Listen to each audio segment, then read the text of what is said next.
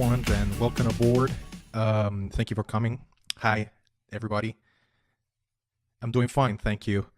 All right, so we are going to start with the webinar, and it's going to be on the 5 must-dos to maintain your website secure. So it's not just about securing your website, but it's really about maintaining it secure at all times.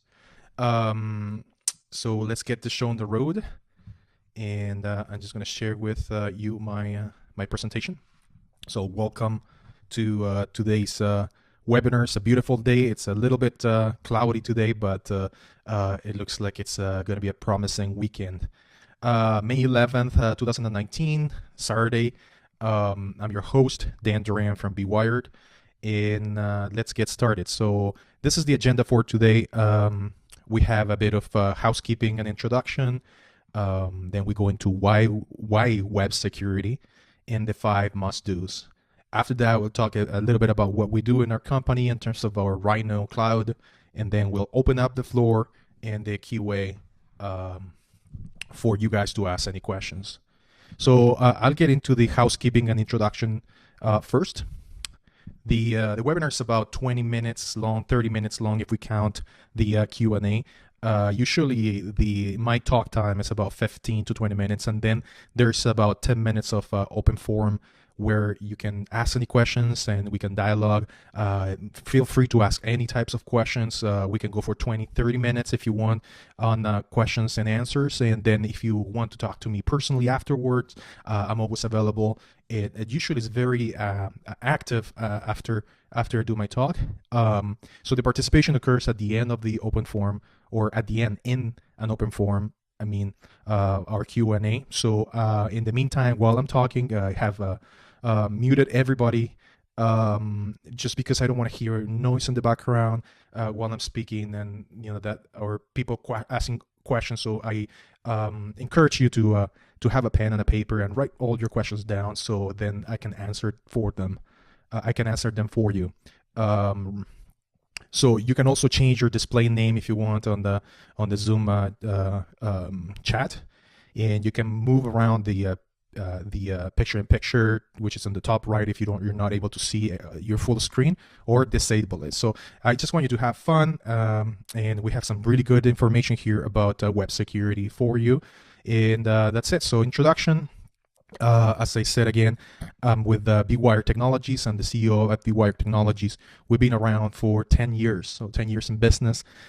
We do websites, anything that's online, applications for large and mid-sized corporations. So our biggest client is a $7.5 billion company. Then we have a few $1 billion companies, all the way down to a few $1 million companies. So we don't necessarily deal with small companies. So we're kind of in the middle to large size companies. We do also mobile applications and then cloud solutions. So cloud in terms of security, hosting, and backup, disaster recovery, and all of that good stuff. We deal mainly with the B2B businesses, so we're very heavy in the manufacturing business or industry, medical industry, mining industry. So our forte is basically business to business companies. We have done over, excuse me, 350 projects in our history. We have about 20 people in our staff and 2 offices. So personally, as I say, my name is Dan Duran. I have 14 years of experience in digital marketing, web development, application development, technology, and project management. I have my business degree from Wilfrid Laurier University. I also have an MBA from the University of Illinois in an Agile project management certification from the University of Alberta. And I have a wife, my 3 children, which you can see in the picture there, and 2 doggies. I love motorcycles. I didn't decide. I didn't put a picture of my motorcycle there in for you, but there's a picture of my girls. I have 3 girls. So let's get into why web security. Web security is extremely important, and people usually take this for granted. The first thing is, how much money have you spent on your website? usually for a mid to large size company, that investment is from $50,000 to all the way upwards to $1 million for investments on your website and online applications. Not just your website, but your intranet, your extranet, and any other online applications that you might have. There's a lot of time involved, a lot of money that you've spent in these projects, and very important assets for you. So even if it's a website that is not very big, you have a lot of data in it that you might end up losing if you don't have a proper web security system in place. The other thing is, like, nowadays, all websites, most of the 90%, 99% of the websites are database driven, which means they are not flat, just driven by the code, but they also have a database. And because of this connection, there is more vulnerabilities out there for people to intrude and be able to obtain information from you and secure data, for example, or just cause a lot of harm to your company and to your assets.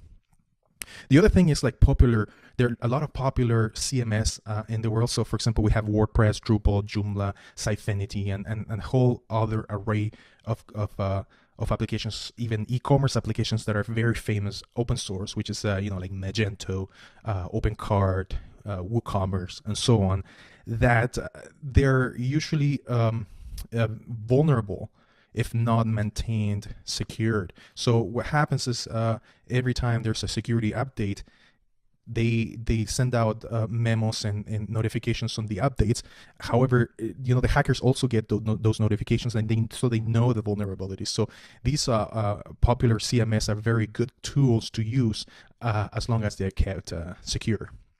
And the ever-rising threats of security. Cybersecurity is huge, and as you see in this presentation, you'll see how much it has increased. So I'll talk a little bit about the rising threats on the next slide. So you can see here my graph, the amount of cybersecurity threats in the this data is for North America, so only US and Canada. It comes from Statista, and you can see that in millions of exposed records, we see an ever increase in security breaches. So the data breaches from it goes from 66.9 million data breaches in 2005 all the way to 1.5 million data breaches in 2017. Then it dips a little bit in 2018, and we see that this is it is in the rise in 2019. So there's a little bit of a flop there, but it goes all the way up. And then if you look at the records exposed from 2016 to 2018, it's just a rapid problem that we're encountering there.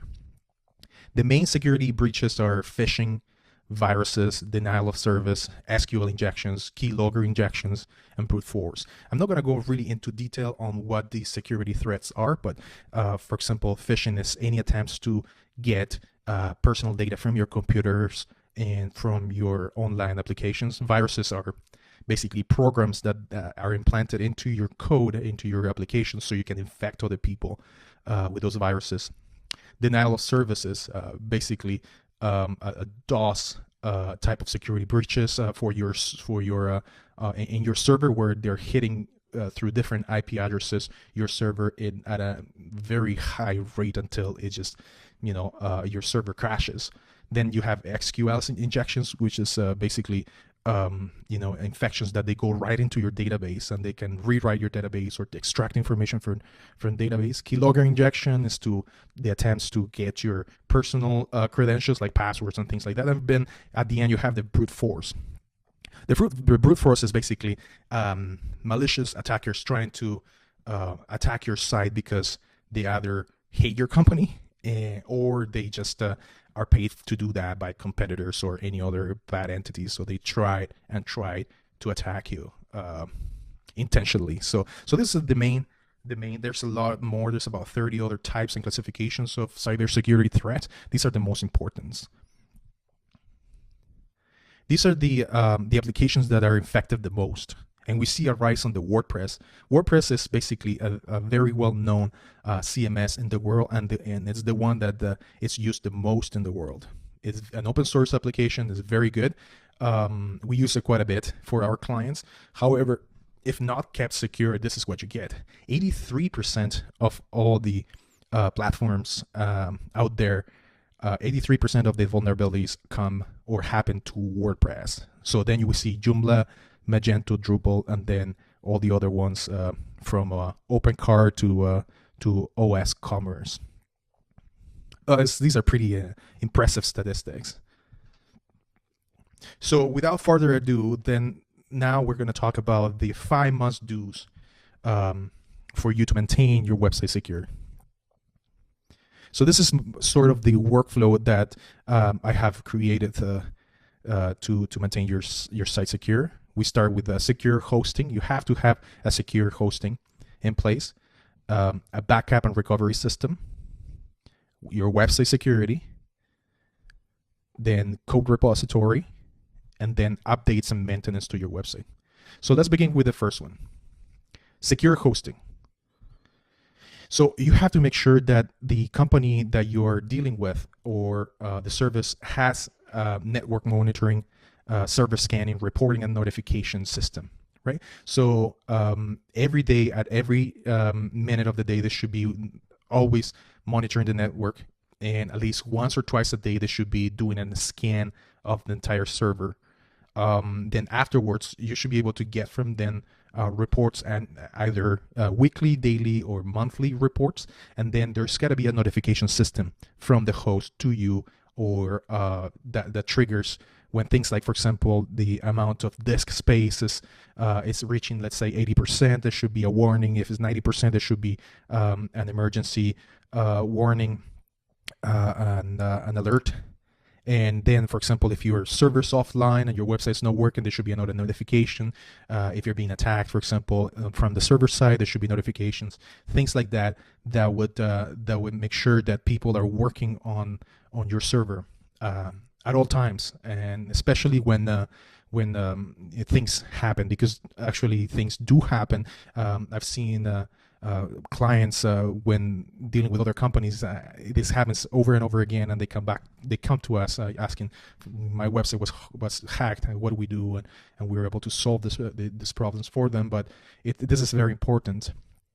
The host has to have a good encryption, so security certificates, firewalls, and some sort of the DOS prevention mechanism, so they don't get denial of service attacks on denial of service through other IP addresses.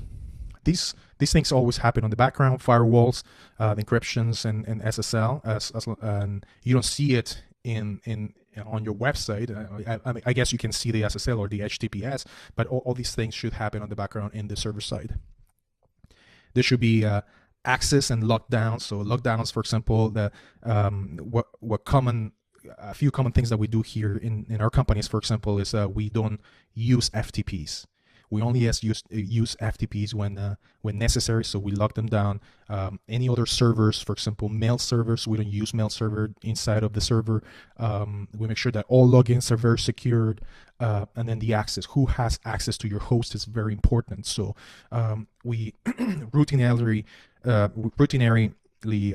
change our passwords for FTPs and do best practices in terms of security our hosting environments.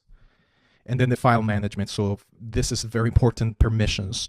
Every file on your website, on your online application, needs to have a file permission access. So folders have one type of permission, files have other type of permissions, and if those permissions are changed or accidentally changed by developers, they open the door for hackers to get in and attack the site. And then the last one is software updates. So server software updates.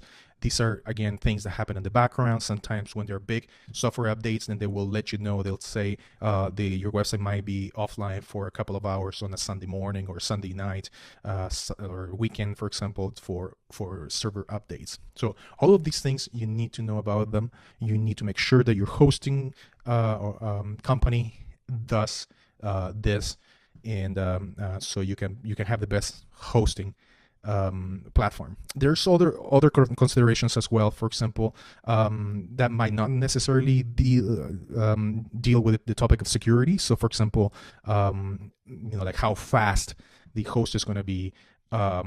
If it has CDN, so a content delivery network, so you can see it here and in any other part of the world, and it doesn't slow down. Things of that nature. I think it's not just it's complementary. It's complementary to your company. You want your company to have a fast host that as soon as the somebody clicks on your website, it appears right away, as opposed to having a lag. And those things are very important. So the when you set up your infrastructure with your hosting, make sure that you have this in place. I always caution people about reseller hosting and things like GoDaddy or HostGator or any other HostPapa or any other type of hosting. I know they're cheap. You can get them for $6 to $10 to $30, even $40, but they're not the fastest. You're using a shared hosting, and it's not your own. It's not dedicated. Even if it's cloud, it's not as fast. And unfortunately, they do things do happen to those hosts. So the second thing is backups and recovery. So you need to make sure that your hosting company does have a system for backing everything up on your site and a speedy recovery of files and your website if something was to happen. You have to make sure that your hosting company uses an off-server backup, which means they're doing the backups not on the same server. So a lot of companies do this. They do the backups inside of their own servers where you have your website running. So what happens is that if the server crashes and there's no way to recover it, how are you going to obtain these backups? It's going to be very hard. You might lose a lot of data. You might lose all your server data, and then you can get this information. You can't get your files for your website. So make sure that your backups are done through a third party, or even downloadable to your own physical server in your office, but external. It needs to be external and not inside of the same server where the website is running. You have to have a good cycling period. Usually what we do here is we have 2 backups per day with a cycle of 90 days. So we rewrite those backups every 90 days. So we have a huge array of backups, in total 180 backups in the last 90 days for any of our clients. These are all incremental backups. So it's you can't do a full backup every day. That would put a lot of load on your server, and it's not necessary. So they're incremental backups.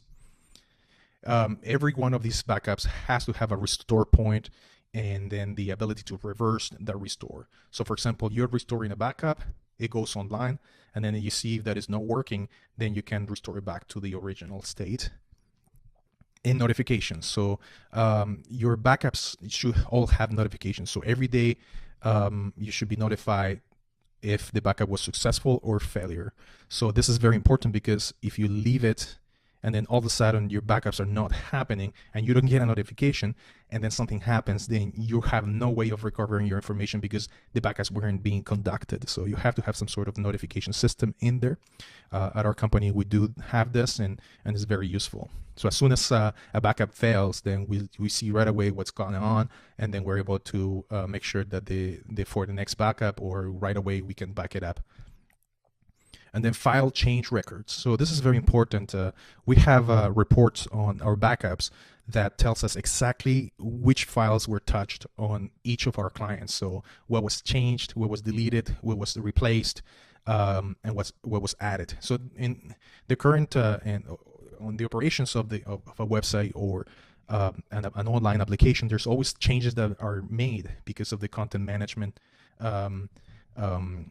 of the site, right? So you have people that are working on the site, creating pages, creating documents, and so on. So there's a lot of files that are being changed. We have those files, the changes for those files in records. And not only that, but if a file it looks like it's suspicious, then it would flag those files. And even though sometimes they're not suspicious, so they're false they're false truths, then we are able to catch those and say, oh yeah, this file looks like it's suspicious, but it's not. So we're good with that. So all of these things you need to have in the backup. Backup is not just backing up and then being able to recover your files. It's much more complex than that if you want to have a good process. And then easy restoring. So you should be able to restore your website, your online applications very quickly from your backup system. It should take probably half an hour to an hour to be able to restore. Sometimes it takes like 5 minutes to restore a site for one of our clients, and it shouldn't take a few days. You can't run a company with a website that is offline for more than a few hours, right? So it's a critical asset that you have, especially with big enterprises, and you need to make sure that there's an easy way to restore your files.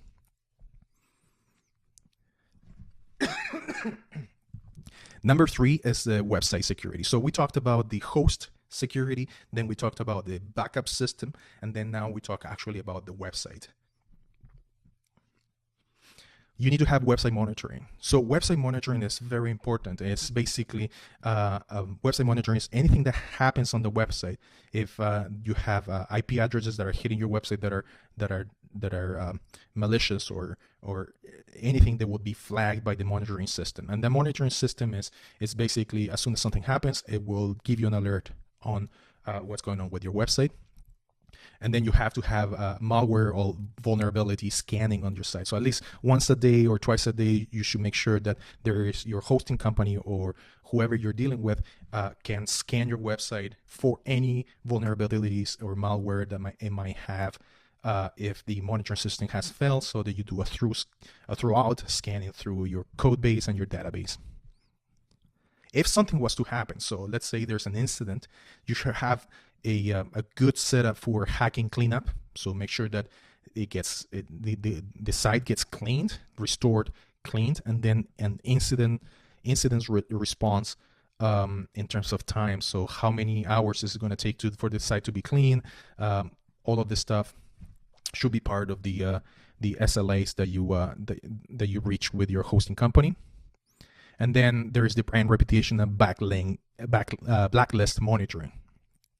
So for this, basically, what we do.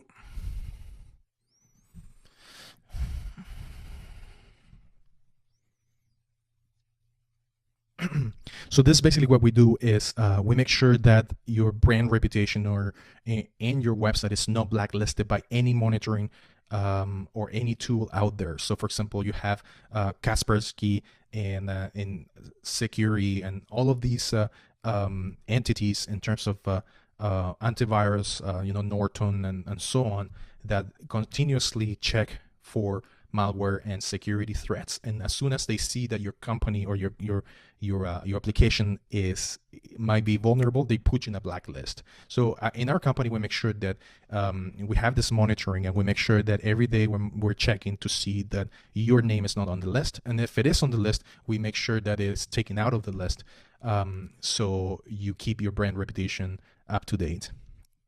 And then at the end, there's always physical checkups. So what we do in our company is we make sure that we go on the on your website every day to see any anything that will be out of place, or if there are any updates that we haven't seen that we have to make. So we physically have somebody in the morning, as soon as their job is, as soon as they get to the office, they need to go into every one of our clients' sites and make sure that everything is working properly. And that's it for the website security. Then we go into the code repository. So code repository is it's basically keeping your code in something like Bitbucket or GitHub, or any type of TFS, for example, Team Foundation from Microsoft. Keeping your code and your database in a physical place or in a code repository. So, and this is very important if you're doing continuous development on your site, on your online application. If you have a team of different developers that are constantly working on your application, you have to have code repository. It's very important. It provides a good way to get version control for anything that you're doing on your site or your application, any modules that you want to create, or any expansions of the software that you want to do, there's going to be a version control. And then it only adds a security level for your code. So if everything else fails, this is like kind of like the funny thing is, if your backups and restore fails, if your host fails, if everything in the world fails, you still have your code repository where you can get the code, you can get the database, and you can get running again. And at the very end, I put the website updates and the maintenance part. So one thing is the first thing is to make sure you follow best practices. So what I mean by best practices is, password creation needs to be, you can't just put the name password as your password 1234 or anything like that, because it's very weak. You have to have a strong password. You want to make sure that all your applications can handle strong passwords, and they don't allow you to enter weak passwords.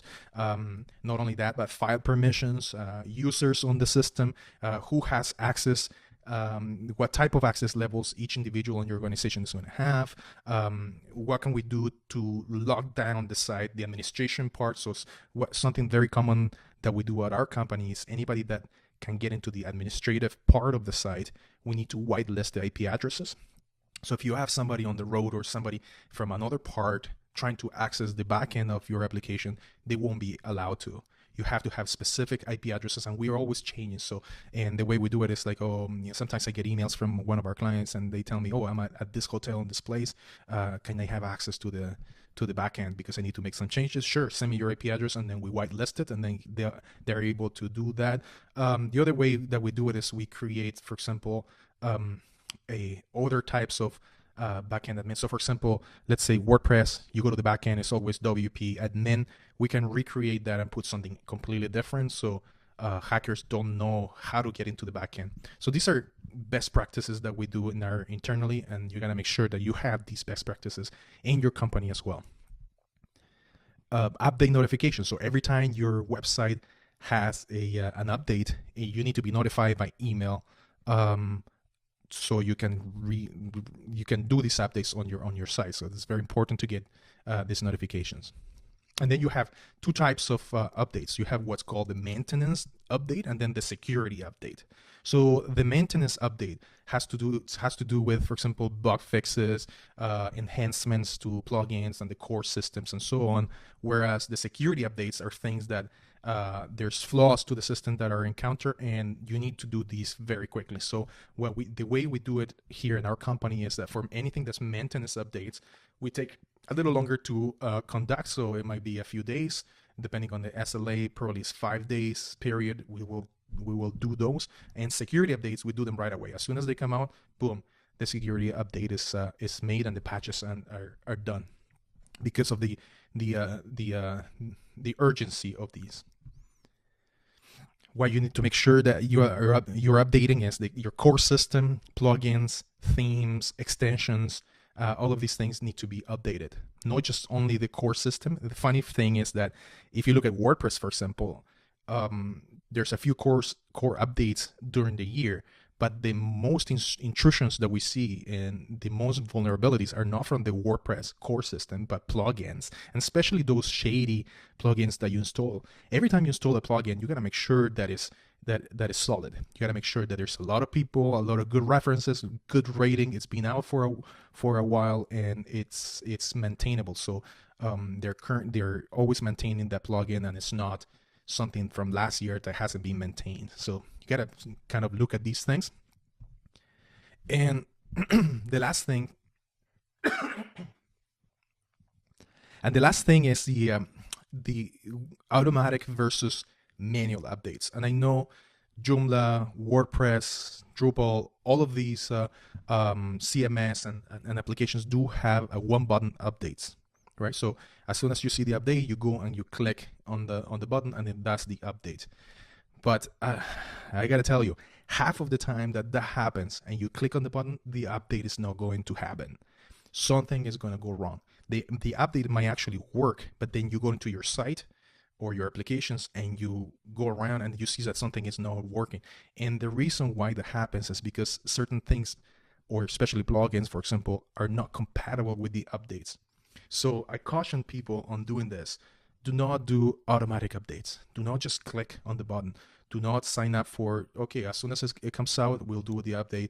The system will do the update automatically. Make sure you do manual updates. Manual updates are completely different. What we do, for example, in our companies, we take a snapshot of the site. We take it into our development environment. We do the updates. Then we QA the application to make sure that everything is working fine. And if we see that something didn't go right, then we can fix it right away. And then we do the update into the main system. And that's because we don't want our clients to lose business because of the sites that are offline or something happened.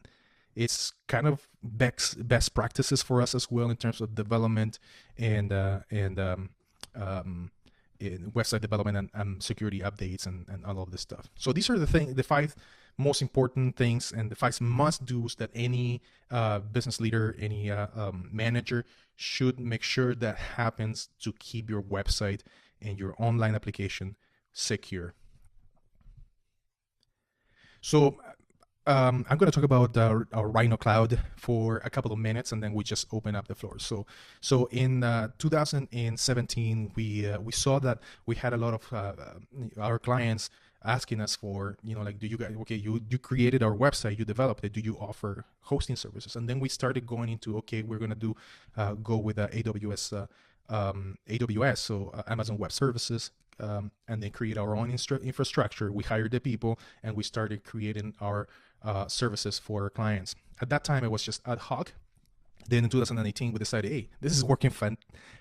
This is working so good, and we are going to go and start actively selling our proposition, our offering, and creating technology behind our hosting services. So we created Rhyno Cloud from the experience that we had 4 years ago with Linamar, Skyjack, and other big companies that signed up with our hosting service. And basically what Rhyno Cloud is a high-speed hosting with content delivery networks.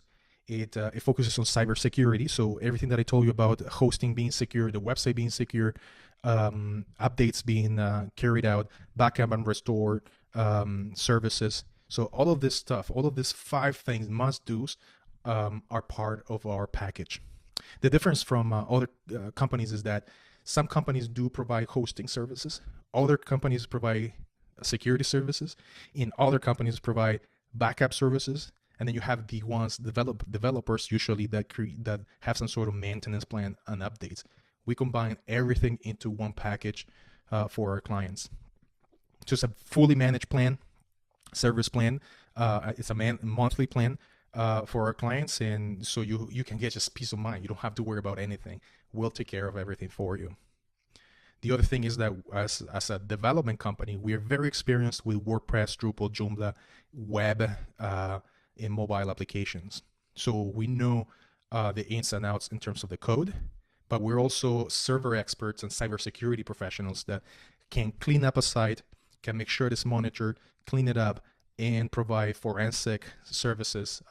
So we know exactly where the intrusion happened, and then we can patch the online application accordingly. So this whole thing, this whole package, in terms of the Rhyno Cloud, it only starts at $399 per month. So that's our basic package, and includes all of these 4 things. I see some companies that are only charging, like Pagely, for example, or WP Engine, only for hosting. They charge like $5,000 per month, and I go, wow, this is just crazy. Our services start at like the $399 package. Even though it's the smallest of the packages that we have, it still provides all of these 5 things that I just talked about. All right, so now I'm going to open the floor for everybody who wants to ask questions, and for our web presence and for our social media and all this stuff. So I'm going to stop the recording right now, because for privacy concerns, we don't usually like ask people to speak and then we publish it everywhere in social media, and then your voice is going to be on social media. So I'll stop that right now, and we can continue on with our open discussion. So